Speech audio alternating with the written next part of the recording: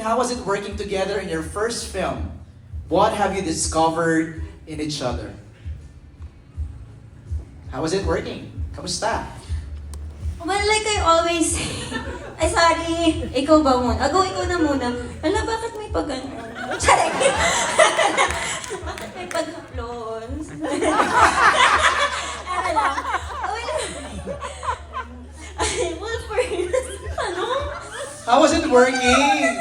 Go ka muna. Nasa pa sa akin. How was it working?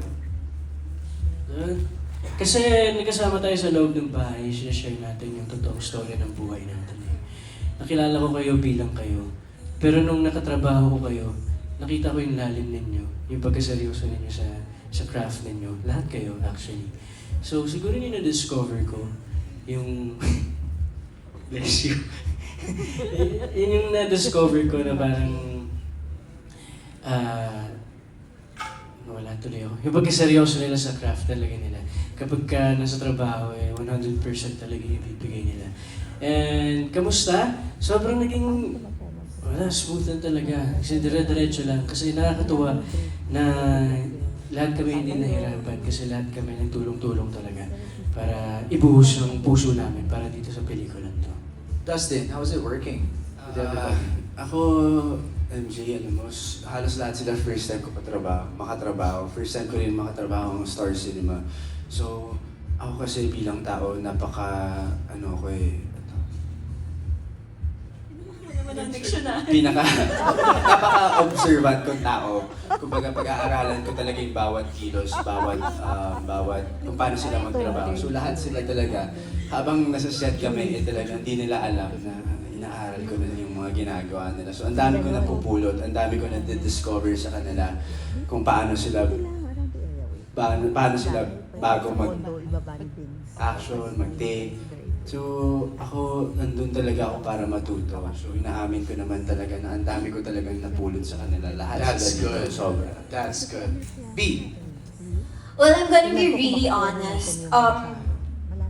Grabe yung pressure ko nung nalaman ko. And even every day na, every time magta-taping kami, yung pressure bilang leading lady nila pareho.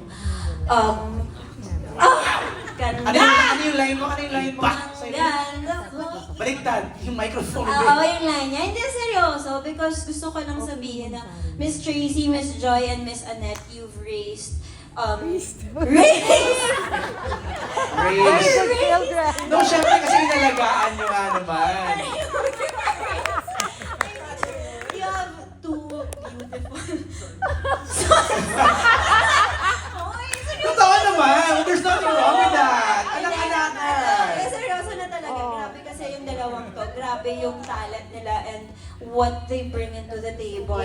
Grabe. So, Yes, boys! Let's go! two beautiful souls, two beautiful boys, Paano kung niluwal nila sila? No, seriously, I'm sure you're very, very proud of them and I see why you put so much trust into the both of them and why you pour so much of your hearts into them. So, yeah, thank you, Dustin and Will, for... Di pa tapos Wala na. pa pala. Wala. Oo nga pala. Ang hilig mag-ending din ako na dyan. Sorry.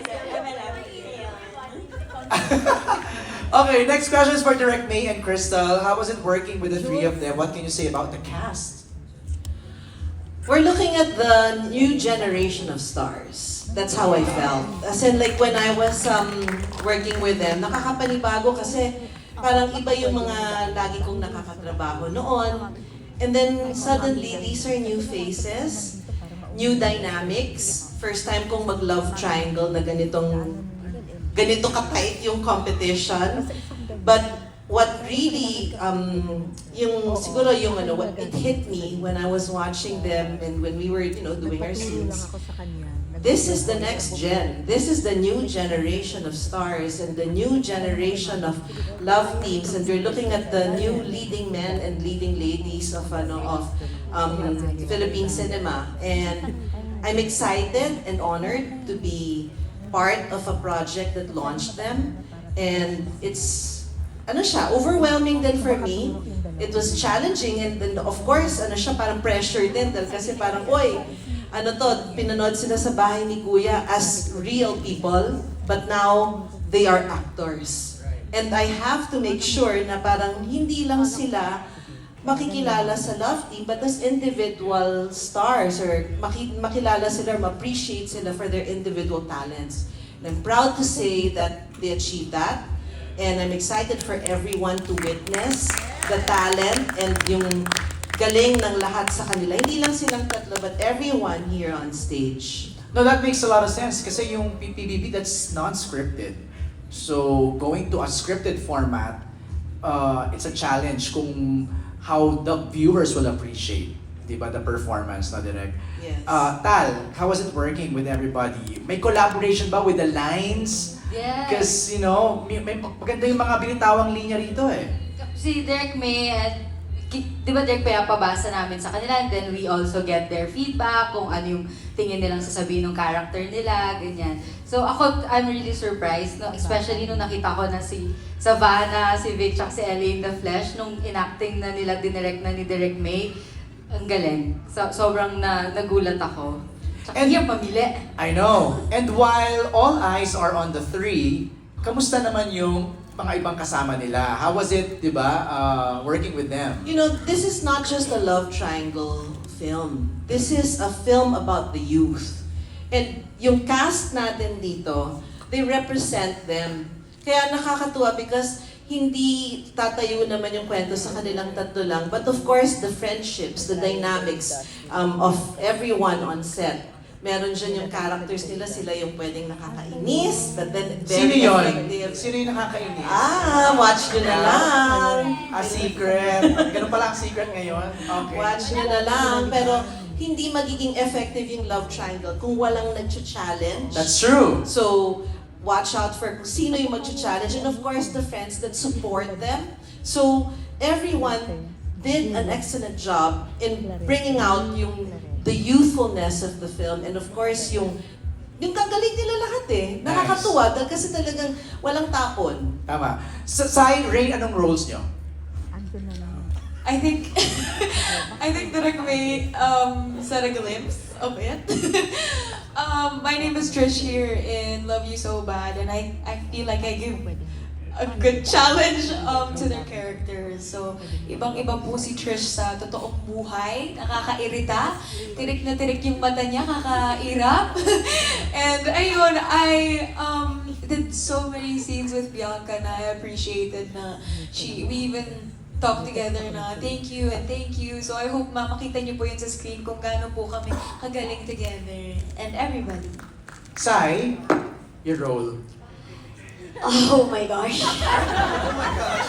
Oh my gosh, my role. It's very challenging. Plot twist pala, no? Ikaw pala yung ano. As myself. Oh, ay, oh. As myself, as a best friend of Savannah. Ah. Yes. So was it easy or was it It's difficult? very hard. Hindi, ano lang po to, kung paano po ako sa loob ng bahay, yung puntahan ni Savannah or ni Bianca. Ganon din po, so parang nadala lang namin din sa movie. Pero dito nga po, kagaya po na sabi nyo, this one's scripted. So, kung may bias man, the views and opinions of the guests, kung meron man po siyang ship, ano po yun? Sila direct po ang may. May disclaimer ka agad eh, no? Labas po ako. Labas ka doon. Vince, what's your role here? Ako naman, parang sa totoong buhay lang din. Barkada ni Dustin. Mas pwede Dustin. Okay. And siguro nakita nila yung yung dynamics namin sa loob ng bahay ni Kuya. Pero dito kakaibang flavor. Iba yung dynamics namin dito sa film na to. Medyo salty. Ralph, ikaw. Ako naman, I play Phil, and like in real life, I am Vic's best friend in the movie. So, imbes na challenge, support ako dyan sa bata ko. Diba? So real life pala. Flavor, to. sweet. Flavor daw sweet. Zach, ikaw. Ako mas puli ko. No, pero same rin kay Vince, best friend ni Dustin. Okay. A little bit salty, baka medyo sweet. Sweet and salty. Sweet and salty. Sweet and salty. Okay, those questions pala galing sa push. Now, may question